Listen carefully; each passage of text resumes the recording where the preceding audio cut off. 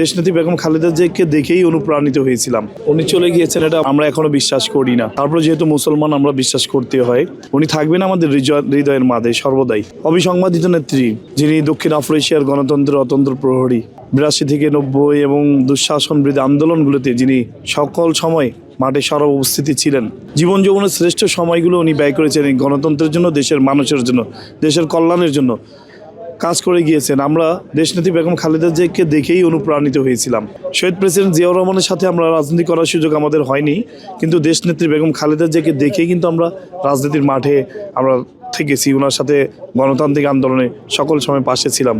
উনি শুধু দেশের নেত্রী নয়, আমি মনে করি সারা বাংলাদেশের, সারা পৃথিবীর মধ্যে একজন অবিস্মরণীয় নেত্রী। উনি থাকবেন সবসময় আমাদের হৃদয়ের মাঝে।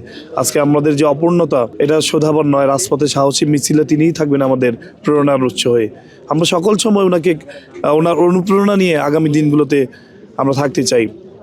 দেশের কঠিন সময় উনি সবসময় নেতৃত্ব যেভাবে দিয়েছেন, আমরা ওনার সান্নিধ্য পেয়েছি। আমি বিশেষ করে আমি ইসাক সরকার অনেক সান্নিধ্য পেয়েছি, অনেক কাছ থেকে দেখার সৌভাগ্য হয়েছে। ওনার নেতৃত্বে কাজ করার সুযোগ আমার হয়েছে। আমি খুব কাছ থেকে দেখেছি উনি কত বড় মনের, হৃদয়ের অধিকারী ছিলেন, সেটা ভাষায় প্রকাশ করা যাবে না, বলে শেষ করা যাবে না। অনেক কাছ থেকে দেখেছি ওনাকে। আমরা যখনই বিপদে পতিত হয়েছি উনি আমাদেরকে টেনে তুলেছেন, আমাদেরকে উৎসাহ দিয়েছেন, অনুপ্রাণিত করেছেন। বছরের পর বছর জেল কেটেছি। টানা তৃতীয়বার অর্জন করেছে দেশের সেরা সুপার ব্র্যান্ড স্বীকৃতি বসুন্ধরা টিস্যু। আমার খুব মনে পড়ে আমার মা, আমি যখন 19 বছর বয়সে ছিলাম, আমি কারাগারে গিয়েছি। আমার মাকে উনি নিজে গাড়ি পাঠিয়ে উনি আমার মার সাথে সাক্ষাৎ করেছেন, সাহস দিয়েছেন, কথা বলেছেন। এরকম নেতা আমরা পাবো কোথায়? এরকম নেতা আমরা পাবো কোথায়? এখন আমাদের বড় সংকট সময় চলছে। একে তো দেশের বড় সংকট, আমরা আছি, এর মধ্যে এত বড় একজন মনের হৃদয়ের অধিকারী, যিনি আমাদের প্রত্যেকটা কর্মীকে মমত্ব, ভালোবাসার হৃদয় দিয়ে আমাদেরকে আগলে রাখতেন।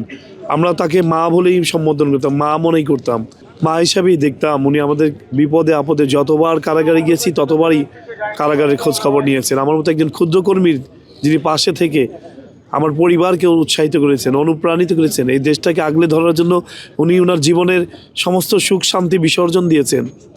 আমরা যতই বলি যে আমরা অনেক নির্যাতিত, ওনার চাইতে নির্যাতিত এই বাংলাদেশের মাটিতে কেউ নেই। উনি চাইলে বিদেশে আরামায়েশে জীবনযাপন করতে পারতেন, কিন্তু করেননি। এদেশের জনগণের কথা বিবেচনা করে, এদেশের মানুষের কথা, এদেশের গণমানুষের কথা চিন্তা করে উনি কখনো দেশের বাইরে যাননি। আপনারা জানেন যে 11 মঈনুদ্দিন ফখরুদ্দিন অনেক চেষ্টা করেছেন, অব্যাহত চাপ প্রয়োগ করেছিলেন। উনি বলেছিলেন দেশের বাইরে আমার কোনো ঠিকানা নেই, মরতে হলে দেশের মাটিতে মরবো, বাঁচতে হলে দেশের মাটিতে বাঁচবো। এই ছিল আমাদের নেত্রী, আমাদের মা। আজ আমাদের মা আমাদের ছেড়ে চলে গিয়েছেন। আমরা বিশ্বাস করি না, তারপর আমরা বলি যেহেতু আমরা মুসলমান হিসাবে আমাদের বলতে হয়, মানতে হয়। উনি আমাদের হৃদয়ে থাকবেন সারা জীবন, যতদিন আমরা রাজনীতির মাঠে থাকবো।